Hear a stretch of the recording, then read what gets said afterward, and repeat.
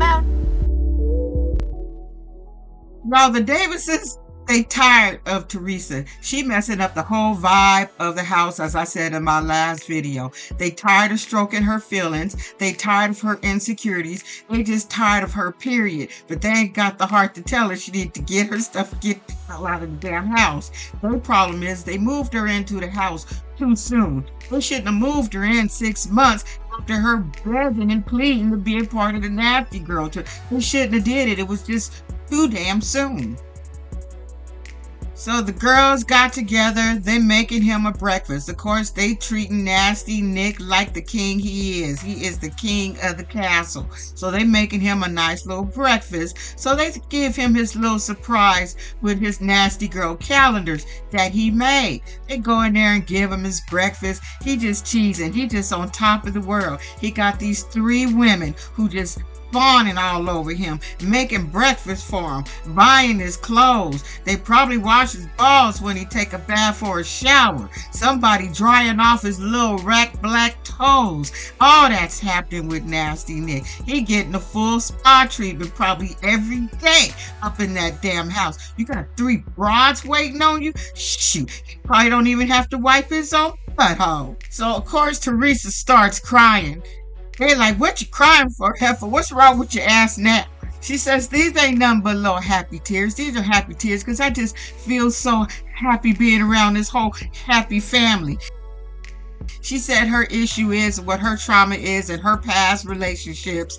The men she was with would try to just tell her that she was washed up, that she was old, and being that she is older than Jennifer and April, she, that makes her a little bit insecure because they done told her that she was washed up. But at the end of the day, and I don't mean no shade by this, I thought April was older than everybody because she looked older than everybody. Like I said, I don't mean no shade, but that's just, I don't know. Don't nobody got time to be trying to fix your damn trauma because they coming from a very secure, happy household, okay?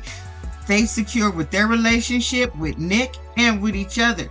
You're not secure with none of it because you're not secure with yourself. So how you gonna blend into the family when everybody else is confident and secure except for your ass? Then everybody gotta come stroking your little ass because you always feeling some kind of way to make you feel better about yourself. And ain't nobody got time to do that because now you taking time away from nasty Nick because that's what they supposed to be doing for nasty Nick, is cuddling him and stroking his feelings. You can't come in here and take his damn place on that shit. He ain't gonna have that. So then you got April crying. April sick of her ass. She tired of stroking her damn feelings. So she tried to make her feel better. And it's like, Nick just wants all of us to be happy and all of us to be good. What would work for you? Some shit like that. So this heifer, she's still on the name. She says, what will make me feel better if I had the Davis last name? That'd make me feel a part of the nasty Nick and nasty girl crew. I just need the last name so I could be a part of the people. She was like, yeah, no, we're not doing that shit. And she didn't say that, but that's what she thinking. They ain't doing that. It's just too soon because they about to put your ass out their house because they tired of you. They just waiting for their opening to do this shit, but they about to get rid of you, Teresa. So, of course, when she bring up the name thing, they all looking at her funny. And like Nasty Nick said, and what they all thinking, changing the name, how is that going to help you be secure? Like, if you get the last name, is that going to miraculously make you feel better about you? Is it going to make you feel better about you? Okay, that is the issue. And having that last name will not do it. It's not going to do it. So then she hit him with some real goofy ass shit. And the look on Nasty Nick's face was priceless. She said, well, what I'd like to do if I can't get your damn last name, how about I do this to show my dedication and my love and my loyalty to all 3. I want to get all of your faces tattooed on my thigh. All they can do is look at each other in disbelief, all thinking, this simple broad. That'll let you know that I love you and that I ain't going nowhere. Y'all ain't going nowhere. All the while they thinking, oh, but you going somewhere. You just don't know it yet. Because now you done went too far.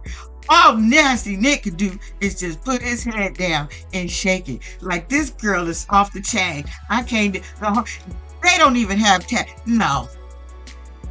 She's like, no. No, we got to put her out. We got to, we got to give you like a 30-day notice, a 60-day notice. We got to give you a notice. Like, you got to get up out of this house because this is just too much. It's just too damn much. Let's flip the page to Yeso. And this as Dani. Now, Yeso, he out of town. He been out of town for a little bit of a minute. She's sitting there with the kids like she having the hardest time of her life because these kids is crying, whining. It reminds me of when I'm with my 1-year-old and 3-year-old grandkids. That's what they do. They play, they fight. You got to be involved in their shit. It's just too much for her ass. So she just really wants someone to help her with parenting. And I'm sitting there thinking, get a nanny. Like, if you want somebody to help you with parenting, but you don't want them to have any kids, get a nanny, buy a friend. Think you can buy a friend these days. You can do something, okay? Because you ain't ready for this. You ain't ready for this sister-wife relationship thing. You're just not. And then, so he calls. Now, what I'd like to know, did you guys notice the background?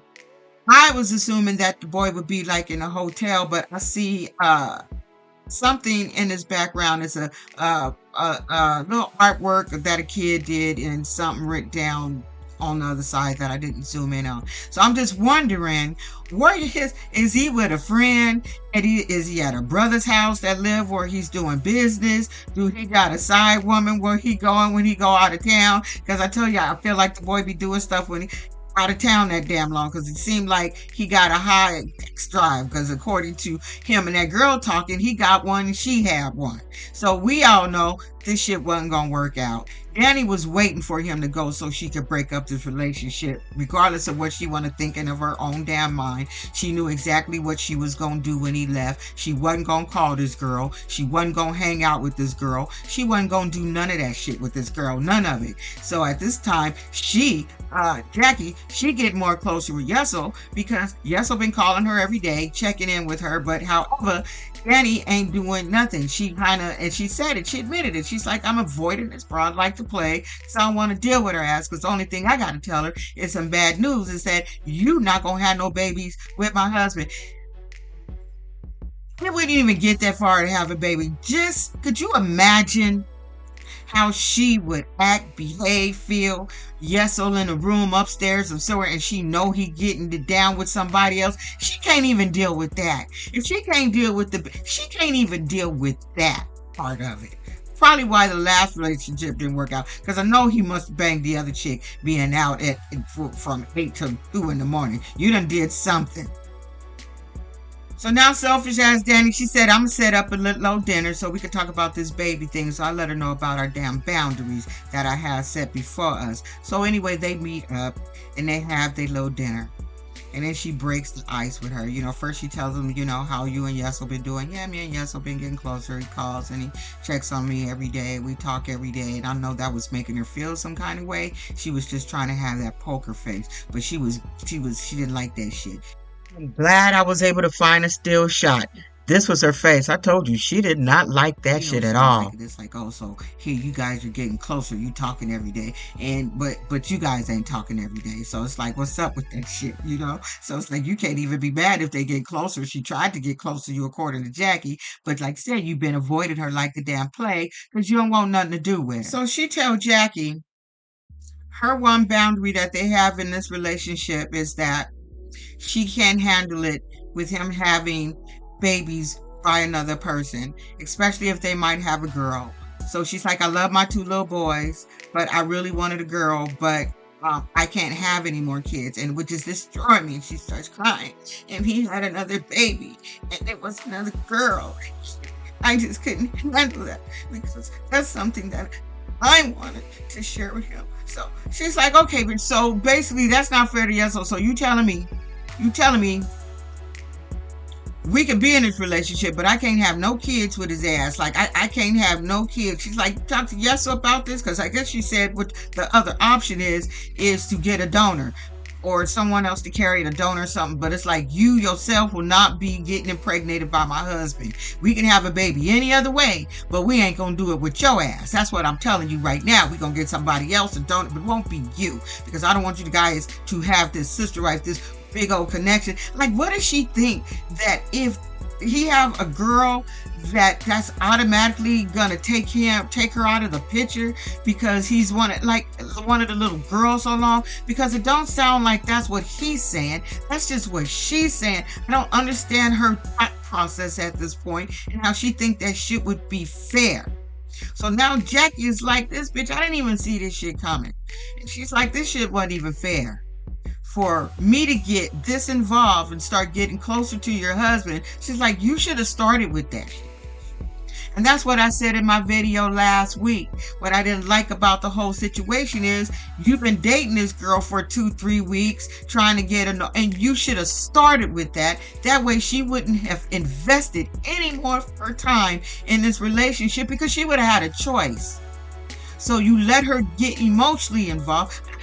Just for that, I know this is messed up to say, I hope they keep talking to each other. Because that was some shitty shit to do. I said that with she. Like, how you gonna do that? You knew this is how you felt. You need to start with that with all relationships. These are my boundaries. This is what I can't have happen. So you need to dwindle down your search on what type of woman that you need. Somebody with their tubes tied, you need to find somebody in the same position as your ass with kids about your damn age, the same as your. That's what you need to do. Don't find someone and tell them you can't have a baby. Like, come on now. So she's pissed. She said, well, respectfully, I wouldn't have been respectfully shit. But she's classy. So she says, if you don't mind, at this point, I know she was calling the B word all in her head. Let me excuse myself from this table, from your ass, for I say some other disrespectful shit. She said, Yesel ain't gonna be happy, so she gonna go and call Yesel and let him know, like, we done. I can't do this with your broad, because she too much. She too much. So, of course, when Yesel knew this was gonna happen. He said it before he left. He says, by the time I come back, there will be no relationship. Of course.